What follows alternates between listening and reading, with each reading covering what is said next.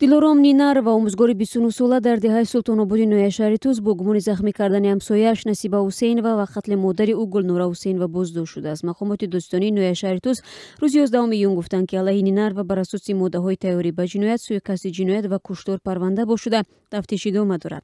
Дар ҳукумати нояшаҳри Туз вилояти Хатлон ба радиозоди гуфтанд, куштор дар заминаи баҳси замин ва буридани шохи дарахтони якдигар рӯзи 8 июни имсол рух додааст. Вазорати умури дохилии Тоҷикистон мегӯяд, ки ворид шудани чорво ба замини ҷувори Макка сабабҳои дигари мунокишаи ҳамсояҳо буд.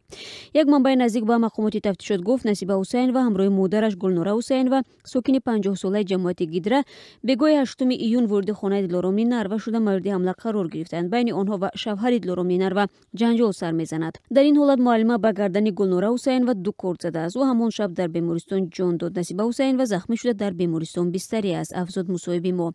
Раҳмон Назаров, як масъули деҳаи Султонобод, рӯзи 11 июн дар суҳбат бо радиозоди гуфт, баҳси дилором Нинарва ва Насиба Ҳусейнова ду ҳамсояи девор ба девор кӯҳна аст. Ӯ гуфт, бо гузашти солҳо ҳамсояҳо барои ҳалли мусбати қазия забон наёфта буданд.